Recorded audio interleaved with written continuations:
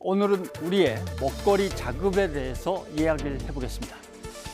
자, 곡물 자급률이 20% 아래로 사상 처음으로 내려왔다라는 기사가 이달 초에 있었죠. 19.3%로 계산됐다는 겁니다. 언론사의 자체 데이터 분석이었습니다. 20%를 살짝 내려왔거나 20%를 살짝 올려서 유지하고 있거나 그다지 중요한 문제는 이미 아니긴 합니다. 보시면 주요 국가의 곡물 자급률을 비교해 봅니다. 우리나라는 1970년에 80%였는데 30으로 뚝 떨어지더니 지금 20.2로 공식 통계로는 내려와 있습니다. 일본 같은 경우 26.6, 24.8에 27.3. 이 나라는 어떻게 이렇게 유지가 잘 되는 걸까요? 참. 캐나다 이런 나라는 땅덩이가 워낙 넓으니까 미국, 중국 따져볼 필요도 없고요. 통계청 보고서에서 주목해 볼 점은 그럼 우리 국민은 먹을 만큼 좀 잘 먹고 있는가? 이거죠. 보십시오.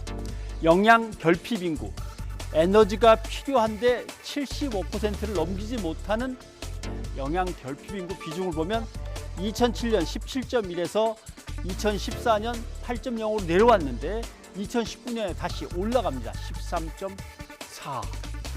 저게 다시 올라가는 것도 참 심각합니다. 아마 양극화가 심해진 까닭이기도 하겠죠. 소득 수준을 따지면 더 심각합니다. 상위, 나름대로 넉넉하게 사는 쪽에서는 8.6%밖에 안 되는데 가난한 사람들은 18.7로 확 영양 결핍 인구가 올라갑니다. 그 다음은 식품 안정성 확보 가구 비중이라고 하는 게 있는데 이건 뭐냐면 우리 가족은 먹고 싶은 만큼 충분히 먹고 이것저것 다양하게도 먹는다. 아니면 다양하게는 이것저것은 못 먹지만 소고기 먹고 생선 먹고 늘 이렇게는 못 살지만 배 고프지 않게는 먹는다. 이 두 개를 합친 거를 안정성 가구라고 하는데 비율을 보십시오. 전체 국민의 96.5%는 배고프지 않게 어떻게든 먹는다라고 돼 있는데 소득 수준이 낮은 하위 계층에서는 96.5에서 87로 쑥 내려가 버립니다. 자, 문제는 전체 평균과 하위 계층의 평균을 비교해 봤을 때 2016년에는 6.6%포인트 정도 차이가 났는데 2019년에는 오히려 줄지 않고 더 늘어났습니다. 차이가. 저소득 취약계층이 잘 사는 상위 계층보다 당연히 어렵게 먹는 거는 당연하겠죠. 근데 그 격차가 커지는 건 좀 심각한 문제입니다. 자, 식량 생산을 좀 늘립시다. 근데 그게 또 쉽지 않습니다. 보시면 우리나라 국토 면적은 날이 갈수록 늘어나고 있거든요. 간척을 많이 해서. 그런데 경지 면적은 줄어들고 있습니다. 밭에서는 거의 안 줄고요. 이게 다 논에서 줄어든 겁니다. 자, 숲도 줄어들고 있습니다. 숲도. OECD 10개 나라가 줄어드는데 그 중에 하나가 우리나라입니다.